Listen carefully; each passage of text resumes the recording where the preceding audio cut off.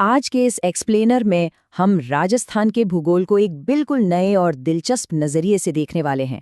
लकीरों और नक्शों से बाहर निकलकर चलिए इसे एक ब्लॉकबस्टर कहानी की तरह समझते हैं। एक ऐसी कहानी जिसमें हमारे पास कुछ वफादार नायक हैं और हाँ, कुछ बागी गद्दार भी हैं। और ये सब अपनी मंजिल यानी अरब सागर की ओर बढ़ रहे हैं। तो चलिए बिना किसी देरी के इस कहानी में गोता लगाते हैं। आगे बढ़ने से पहले जल्दी से देख लेते हैं कि आज हम क्या क्या कवर करने वाले हैं।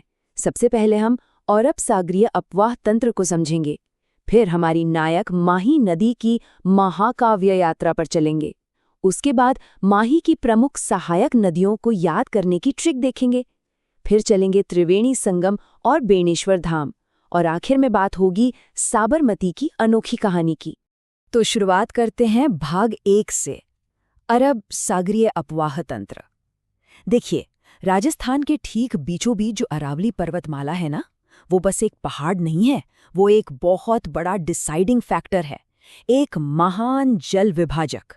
यही तय करती है कि पानी का कौन सा हिस्सा बंगाल की खाड़ी की तरफ जाएगा और कौन सा अरब सागर में गिरेगा। अब अरब सागर में गिरने वाली नदियों के नाम याद रखना थोड़ा मुश्किल लग सकता है, राइट? लेकिन हमारे पास एक कमाल का निमोनिक है, मासो सजापो ताम्रलूनी। बस ये एक लाइन दिमाग में बिठा लीजिए।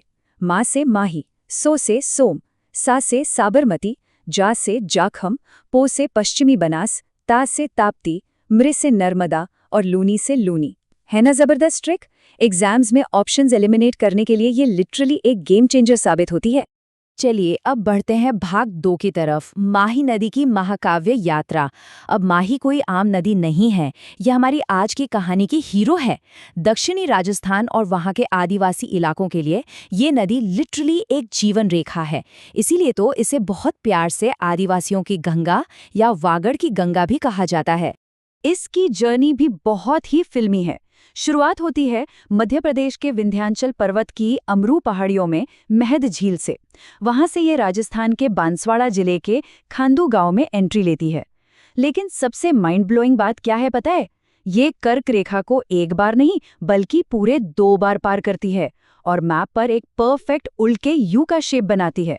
आखिर में यह गुजरात से होते हुए खंबात की खाड़ी में जा मिलती है। अब अगर इस पूरी जर्नी को नापें तो माही नदी की टोटल लंबाई है 576 किलोमीटर। लेकिन हमारे लिए एग्जाम के नज़रिए से जो फिगर सबसे क्रूशल है वो है 171 किलोमीटर, क्योंकि ठीक इतना ही हिस्सा राजस्थान में बहता है और बांसवाड़ा से प्रतापगढ़ के बीच वो फेमस 56 का मैदान बनाता है। इस हीरो नदी पर जो बांध बने हैं वो भी अपने आप में रिकॉर्ड ब्रेकर हैं। जरा सोचिए, 3109 मीटर लंबा बांध।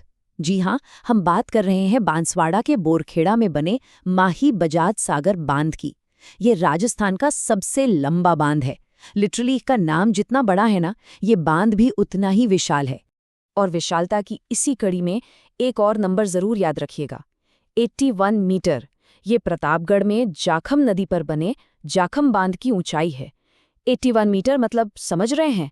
ये एक विशालकाय खंभे की तरह सीधा खड़ा है जो इसे पूरे राजस्थान का सबसे ऊंचा बांध बनाता है, एकदम टॉप पर। भाग 3, माही की प्रमुख सहायक नदियां। अब देखिए, हीरो चाहे कितना भी ताकतवर हो, उसे अपने वफादार साथियों की जरूरत तो पड़ती ही है।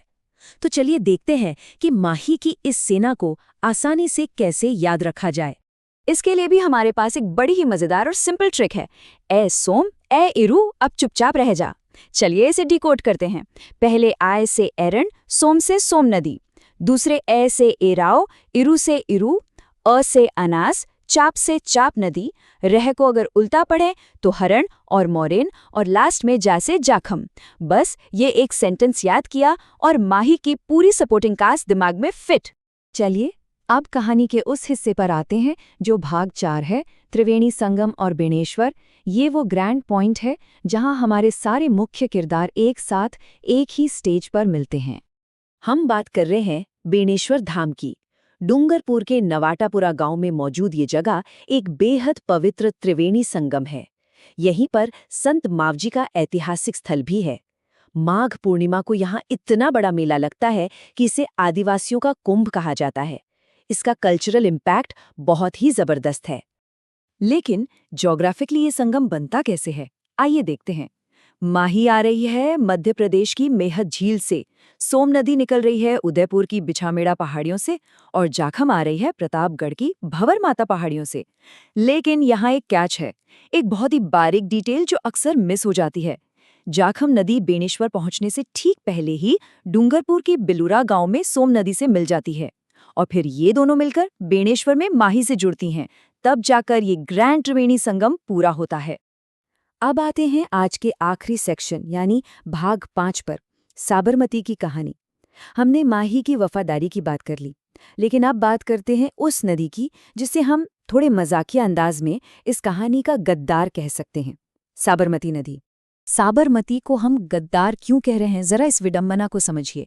ये नदी राजस्थान के पदराला गांव से 5 अलग अलग धाराओं के रूप में जन्म लेती है, लेकिन इसकी टोटल 416 किलोमीटर की जो लंबाई है ना, उसमें से ये राजस्थान में मुश्किल से सिर्फ 45 किलोमीटर ही बहती है। मतलब जन्म राजस्थान में लिया, लेकिन अपना लगभग सारा पानी और सारा फायदा ले जाकर गुजरात को दे दिया। है ना गद्दारी। खैर, भले ही इसका सबसे ज्यादा फायदा गुजरात को मिले, लेकिन एग्जाम के लिए हमें इसकी सहायक नदियों के नाम पता होने चाहिए। वाकल, सेई, हथमती, मेशवा, वैतरक और माजम। ये सब साबरमती की ताकत बढ़ाती हैं। और आखिर में, बिल्कुल माही नदी की तरह, साबरमती भी अपना सारा पानी ले जाकर खंबात की खाड़ी में ही गिरा देती है। तो इस एक्सप्लेनर को खत्म करने से पहले चलिए एक मजेदार सवाल पर दिमाग लगाते हैं। हमने देखा कि हमारी हीरो माही नदी उल्टे यू के शेप में बहते हुए कर्क रेखा को 2 बार पार करती है।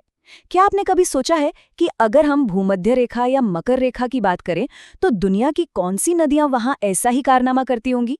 इसके बारे में थोड़ा सोचिएगा जरूर। आज के लिए बस इतना ही। अगले सेशन में ऐसे ही किसी रोचक टॉपिक के साथ फिर मिलेंगे।